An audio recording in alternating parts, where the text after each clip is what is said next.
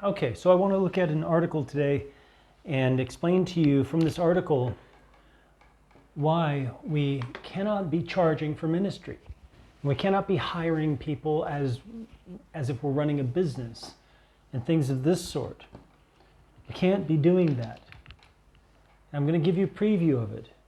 The reason is because when we do that, we open ourselves up to be intimidated, coerced, and led along and pushed along by the world.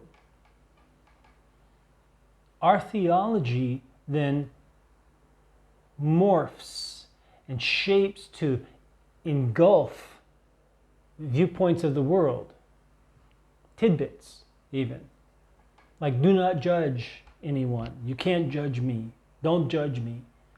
That is not what the scripture says, and yet we have engulfed that, and now Christians regurgitate that.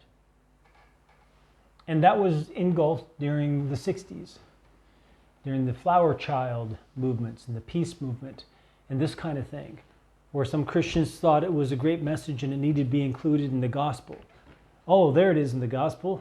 Do not judge lest ye be judged. No, don't read further. Don't read further, because that's going to correct this. We got to keep this just isolated so that we can speak this flower child movement message into the churches and destroy them. So, that's just one clear example. Now, today I reviewed a Mike Winger video. Some of you know who he is, some of you don't. And he was reviewing a video by another man who is gay and who calls himself a reverend and a theologian, and he is simply perverting the Bible to make it, to say that the serpent was telling the truth and God was telling the lie. And that Jesus came along and agreed with the serpent against God. Yeah, I'm not kidding. And he went into great depths and great twists and turns and stuff to manipulate your mind. To go, oh yeah, well that is better, isn't it? Because then, truth is just whatever I have to live it out, based on my sin, because there is no sin and sin isn't real. And therefore, whatever that craving is in my lust, I have to live that out because that's the real me. This is where it ends up landing, right? So all it's doing is taking those views of the world and incorporating that in to the church, trying to candy coat it and send it in as a weapon to the church, to destroy the church. So now here in this article, this is taking place up in Seattle, which is where I lived for about 18 years. In fact, I worked for Krista Ministries as a radio announcer, and Krista is mentioned in here. The title is from Seattle Times. The title is I'm a Gay Christian, Debates about LGBTQ, XYZ. I don't know what other ones should be on there. It seems like that's too short. Acceptance, debates about the acceptance of LGBTQ, Royal Seattle area nonprofits, churches. Now understand Seattle Times is leftist, liberal, anti-Christian. Okay?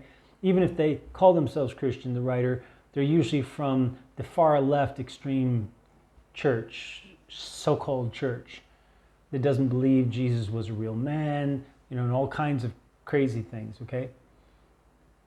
So this says here, all right, so let's get down in here.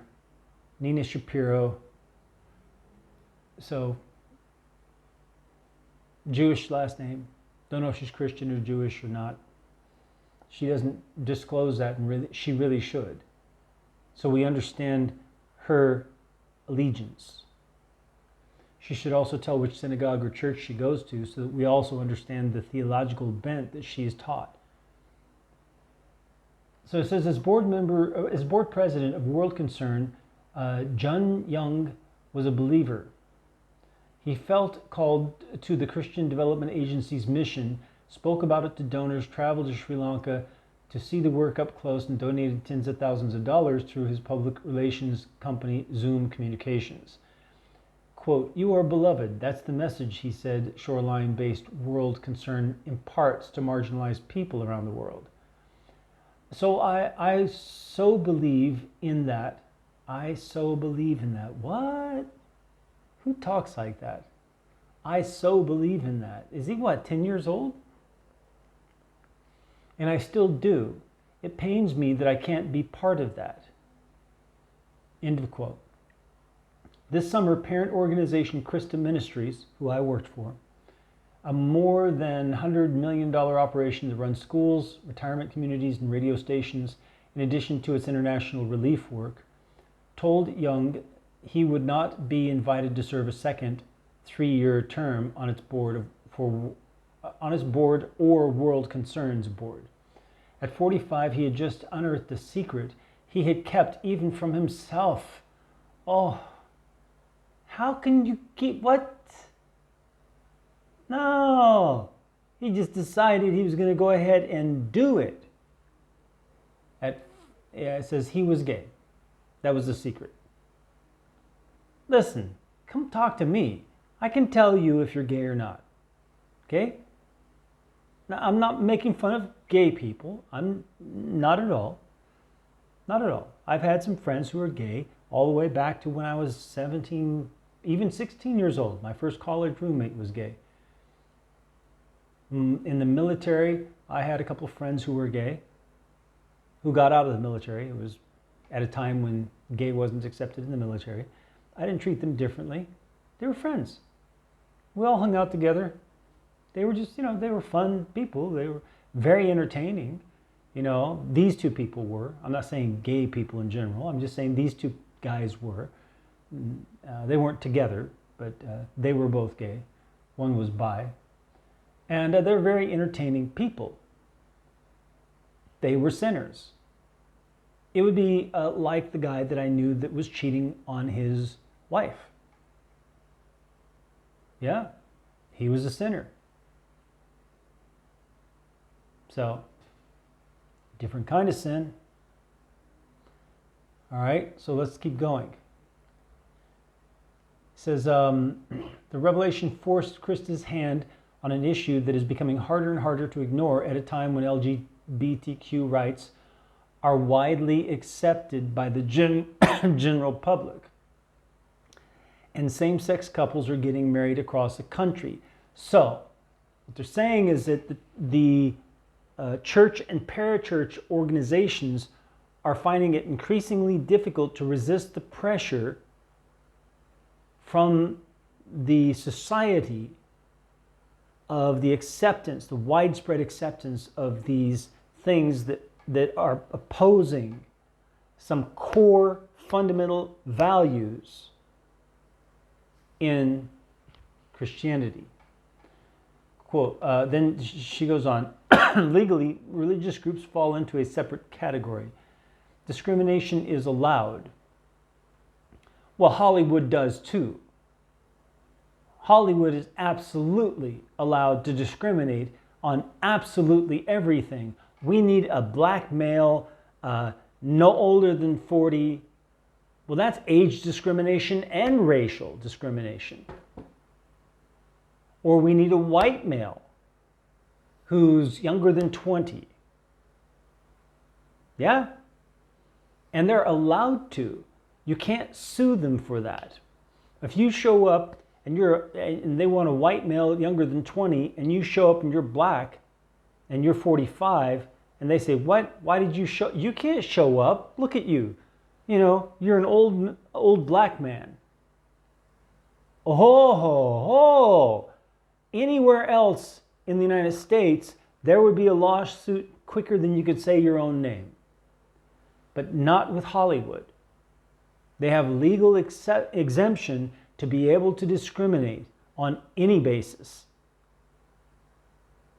We want someone with one leg. We got 2 legs, forget it. You're not getting the part. Any basis.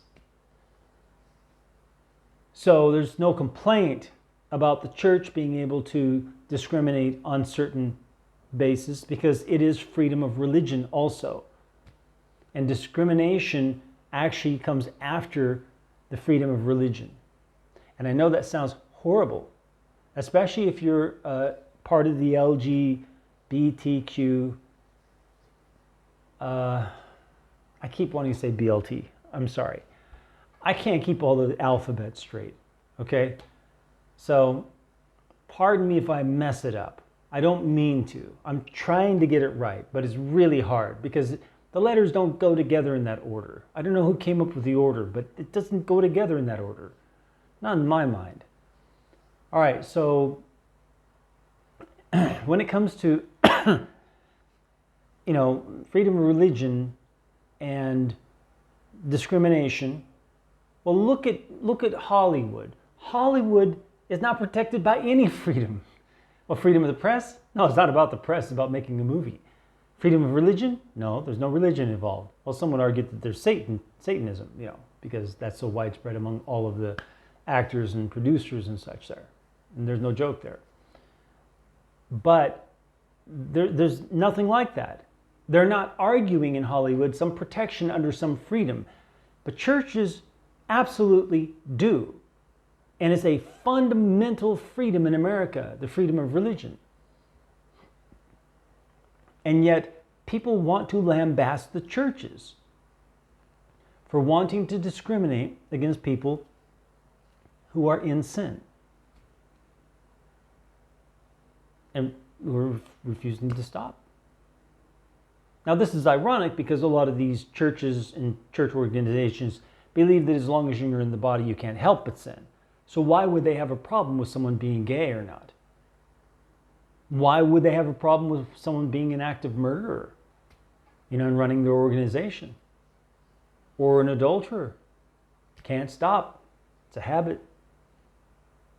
None of it makes any sense for some of these groups to argue freedom of religion and also, based on their doctrine, to discriminate because the person is living in sin. That doesn't make sense. Now, if they're saying that you need to stop sinning and that you can stop sinning, if they argue you can't stop sinning but you need to stop sinning, which some of them do, which is cuckoo, but the ones who say, yes, we believe you can stop sinning and you must stop sinning, and therefore we're not going to hire someone who is a gay person. Whether it's lesbian, gay, now they're separating out like gay from lesbian as if gay is only for men. Gay is a term that applies to all, whether you're male or female. Homosexual is also a term that applies to all, but we used to use that just for men, primarily. But gay was everyone. All right, so anyway, it doesn't matter. Legally, religious groups fall into a separate category. Discrimination is allowed. It quietly flourishes. What quietly flourishes? It doesn't quietly flourish. If it were illegal, it would quietly flourish. She's trying to make it seem clandestine, like they're trying to hide it. They don't need to hide it. It's an exemption. It quietly flourishes, fed by, like some monster, fed by convictions.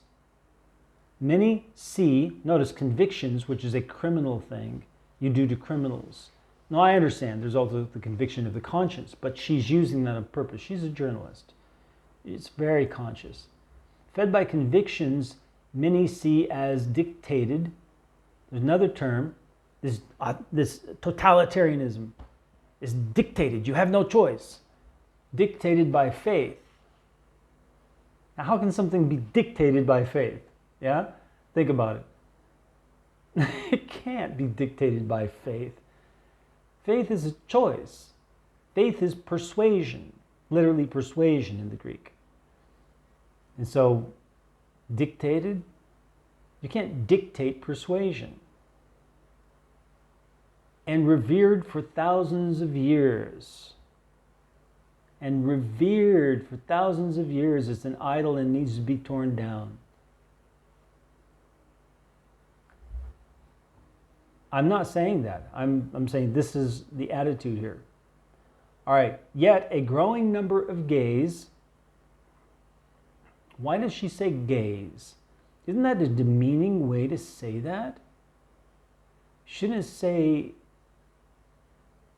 homosexuals or gay people? But gays? That's like what someone who hates gays says.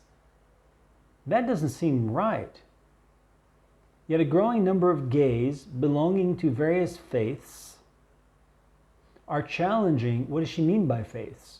Does she even really know what it means? Maybe she means like, Baptist and Lutheran. She means denominations. Or does she mean Jewish and Christian? We don't know, okay, because she's been talking about churches and Christian organizations. So if it's faiths, well, that's like diverting attention away from the point of the article.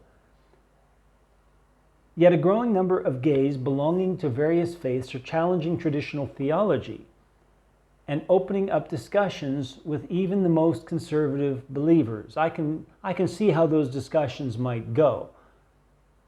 I've tried having discussions like that with people who are like aggressive, trying to convert conservatives to accept homosexuality. And they are the wildest animals who can't stop screaming like a sissy. It's really disgusting. It makes me want to punch them in the face. I'm not saying I would, but I'm just saying, anyone who does that to me, I don't care what you are. If you start screaming at me like some sort of little 10-year-old girl, and you're a full-grown adult man, I'm going to punch you in the face. That's what I'm going to want to do. So behave yourself. If you really want to have, I guess it didn't detect that I was there. If you really want to have a dialogue with a conservative Christian about these issues, behave yourself like a normal, civilized human being. And then you'll get the respect and you'll be able to talk and have a conversation. But if you're there just to like kick and scream and bite and scratch, go away. Just go away. Because no one wants to talk with you. Doesn't matter what their opinion or view is on life or on your moral sin. They don't want to talk to you.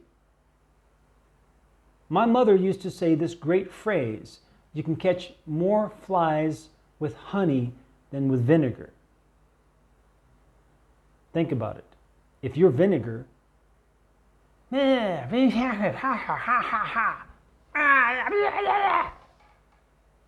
not going to catch many flies, are you? I mean, if you want to catch flies.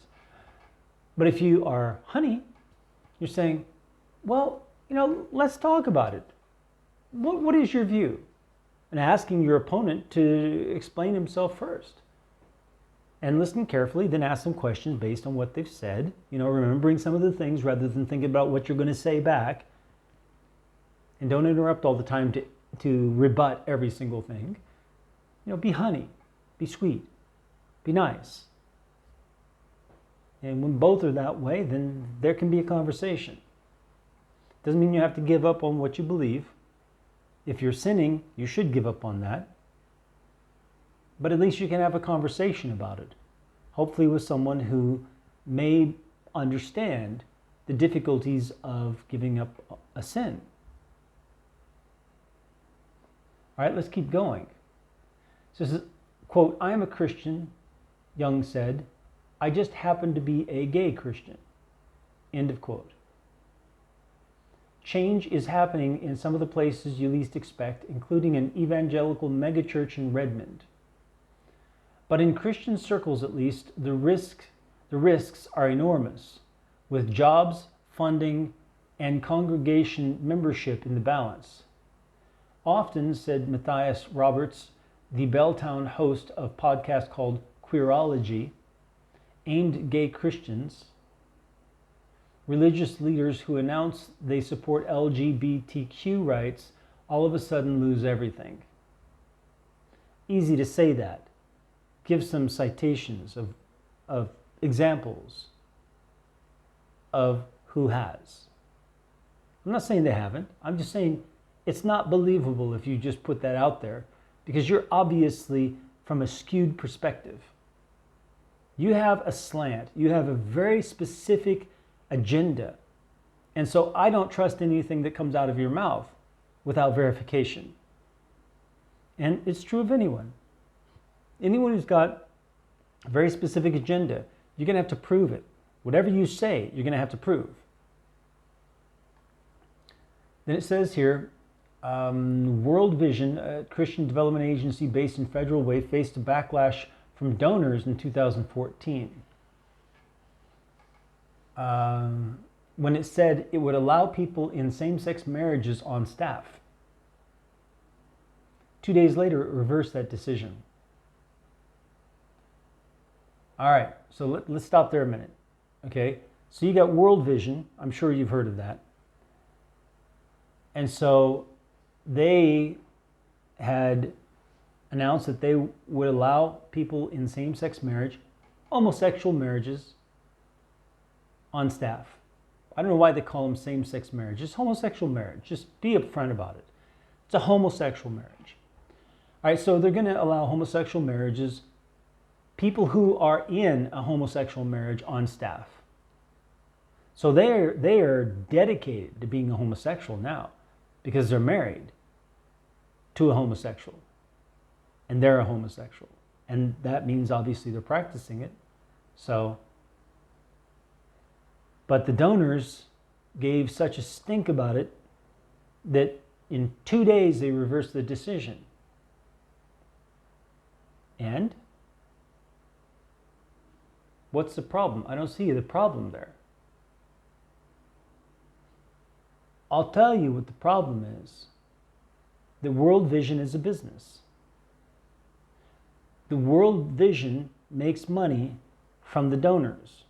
Now, it's a nonprofit, I'm sure. Maybe. But it doesn't matter. Nonprofits are businesses, and they are run as businesses. They hire CEOs who get unbelievable salaries.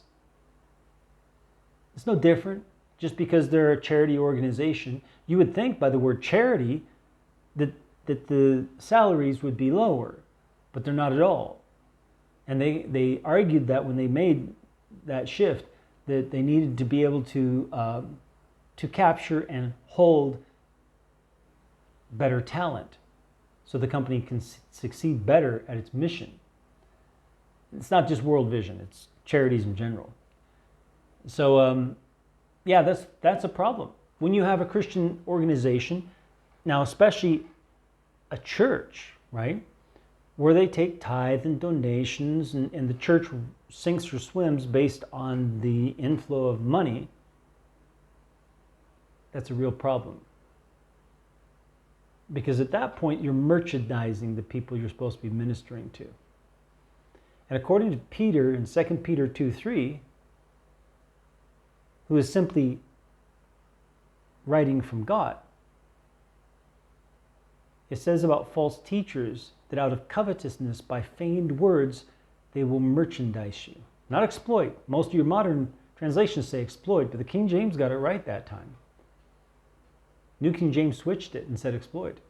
King James has it right where it says merchandise. That's what it says in the Greek. Last year, Union Gospel Mission got hit with a different kind of backlash. A bisexual man sued the nonprofit for failing to consider him for a staff position. Quote, some organizations are wondering, do we just ride this out for a while? Said Tim Dearborn. Actually, I know Tim. Who is the retired director of the Ogilvie Institute of Preaching at Fuller Seminary in California, and a former World Vision executive who left before the 2014 controversy. But I think that's increasingly difficult to do, he said, to ride it out for a while. It says, achingly personal stories permeate the conversation. Yeah, sin is very painful. And the consequences of sin are very painful. And stopping sin is very painful. it is painful in the flesh to stop your sin. I don't think he meant that way, or she meant it that way. That's the reporter saying that. Now, quote, this is another quote. "We didn't have any words around the theology," Linda Robertson said, as she recounted how she and her husband stopped trying to change their gay son as the teenager descended into despair and drug addiction. The Redmond couple just knew what they had been doing was, quote, "so egregiously wrong," end quote. Young offers, "There's a different way." He was talking in his Belltown condo where he moved a year ago after he and his wife divorced. The split led him to ask, "Who am I?" He was talking. Born in the Philippines to a conservative Catholic family, he believed growing up that homosexuality was wrong. He suppressed that thing he kind of knew about himself. Facing it head on now, he has studied biblical passages and varying interpretations. One argument persuaded him the scant censorious references to homosexuality in the Bible never address loving, committed relationships. So he thinks that's an exception.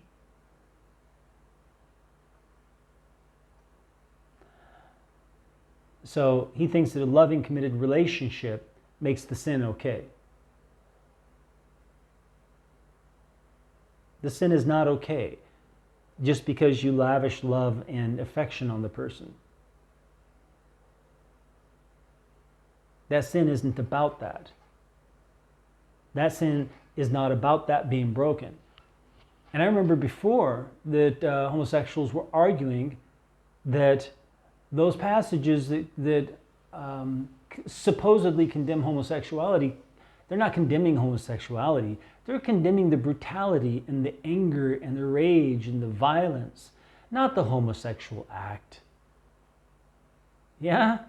And if you read the rooted word, chapter 1 of Romans, it explicitly describes the homosexual act without any reference whatsoever to any kind of violence or pressure or lack of consent. It's consensual.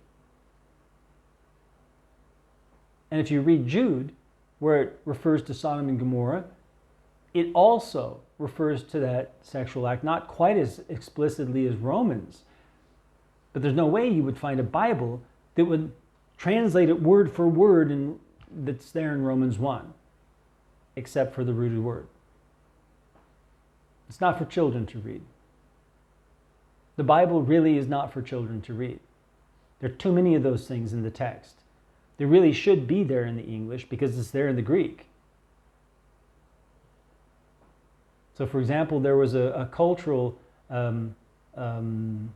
pairing, social arrangement between usually a wealthy older man and a very young, vulnerable man, like in late teens.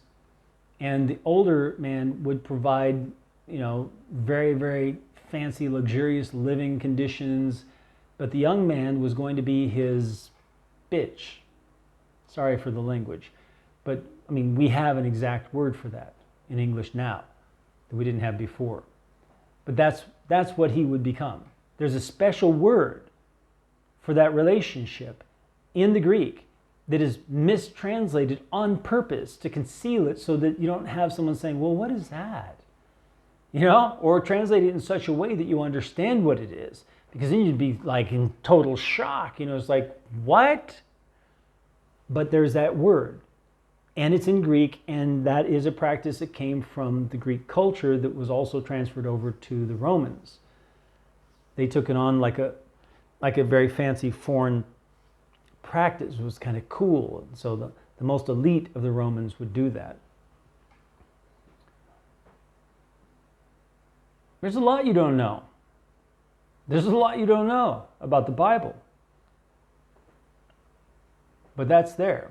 And it's very specific. All these things are very specific. There's no question about what it means. So for them to argue that there's some question about what it means, well, no, it doesn't. It's not like that. So,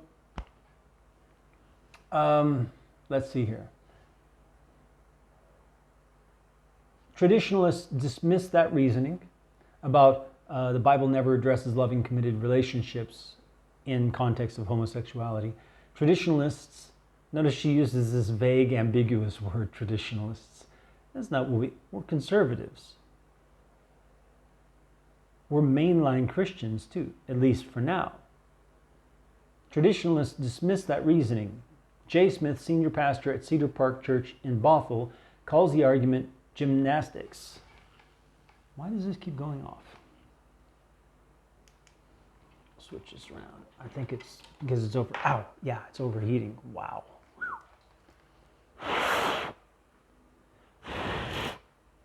Very hot.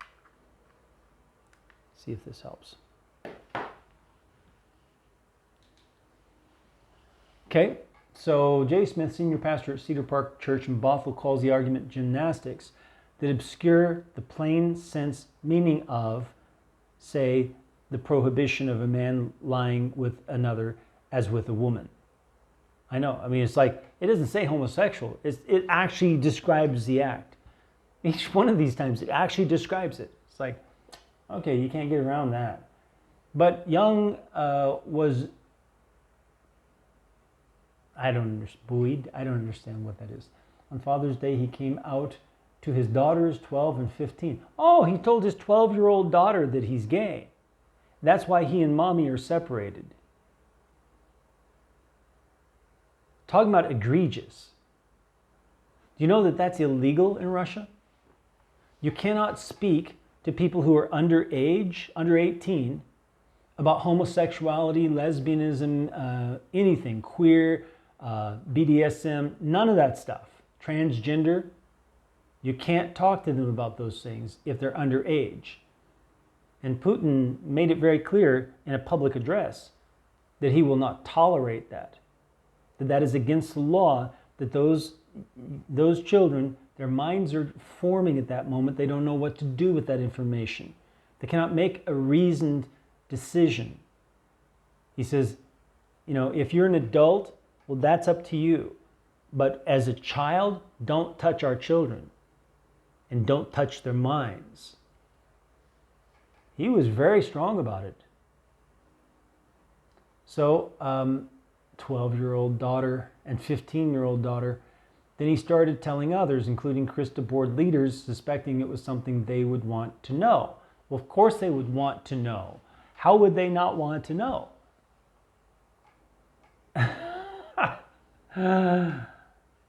He's playing dumb. He's not dumb. He's 40 years old. All right, so you see the problem here, right? Is that when you're running a business, you're running a church organization as a business, or anything that shouldn't be a business as a business, then you are under the pressure not only of the government, but also of society. And if you people who are doing your work for that ministry are not taking money from those who are being ministered to, and they're volunteering their time while they are working their job to feed their family, which was Paul's model. He was a tent maker. Then you're not under those constraints. You're not under the constraints to be pressured into conforming to society. And it's sick, sick, sick moral practices. You've got to understand that we are living in Sodom and Gomorrah. Now, it's not quite as it was in some of those towns. Like when all the men of the town came out, young and old, all ages, and they surrounded the house of Lot, wanting to have sex with the two angels who appeared as men. They wanted to have sex with these two men who were strangers who came into town. And it was at night. And they wanted to gang rape them. Yeah.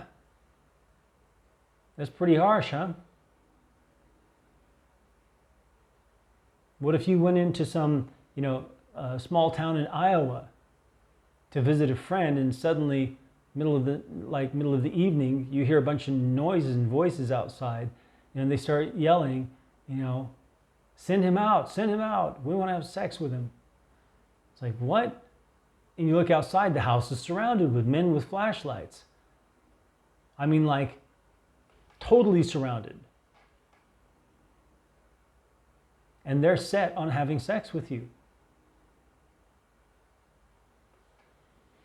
That's what we're talking about. Now, we're not there yet, but we are quickly approaching that. And there are some things that we're doing that are just as horrible. Anyway, I want to bring that up to your attention. And this just, provides additional support to the scripture of 2 Peter 2:3 about false teachers taking money from ministry and running a church as a business. And by church, I mean, I'm talking about just a meeting of people called out of the whole collection of individuals of the world. And then them, we need a building. Oh, well, let's take up some offerings, over a period of time. Eventually we'll get enough money to put it into a building. Then they have a whole ton of other headaches they have to keep paying for indefinitely. They have to do maintenance on the building. They have to do all kinds of things with the building, including paying the utilities, et cetera, et cetera, et cetera, et cetera, et cetera. There's no end of problems from that. And you put that burden on the people then in the congregation, and the people are free to come and go whenever they want and relieve themselves of that burden. You're going to that church this week, you can go to another church next week and never come back. And then that burden's not yours, and you were part of the decision. Even if you're a member of the church, even if they have a membership process, and you go through that, become a member, and then you all decide, okay, let's go ahead and buy a building. As soon as the building's bought, you're out of there. No, nothing's going to keep you there. You can go ahead and resign your membership and leave. And then the burden is on whoever else starts going there. So there are many problems with that. Many problems with that. If you're a believer and you've taken on that responsibility collectively with others, you need to see it through. You need to not just, skedaddle and ignore it. If you're going to skedaddle and go to another place, you're welcome to, but you need to still fulfill that obligation until they've got it paid off. That's right. That's right. You need to do that. But you shouldn't be taking on that kind of obligation anyway as a group. You shouldn't.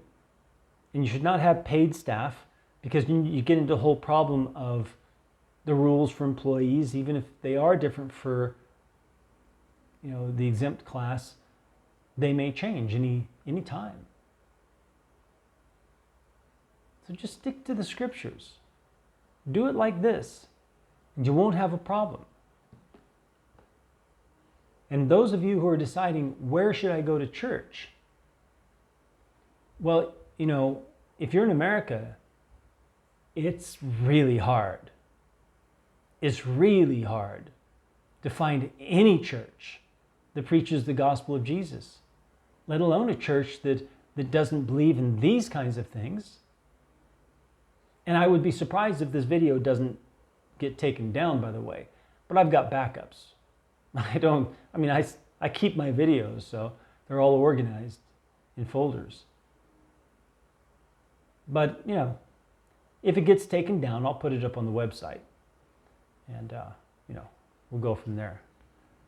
Because this kind of thing, this kind of teaching needs to be out there to help you to understand more seriously why it's wrong to run a church or a gathering as a business and all the problems with that.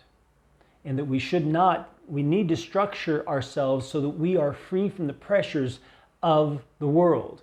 Because we've been called out of the world. That's what ecclesia means. Ek, from out of, kaleo, means call. It's the word for church. Ecclesia. those called out of the world. We've been called out of the world, out of their perspective, out of their lusts, out of this whole framework that they see things through and operate through. We've been called out of it. We've been called out to follow Jesus. That's what we are to do, is to follow Jesus. And if you're following Jesus, you've stopped sinning. And if you haven't stopped sinning yet, stop sinning.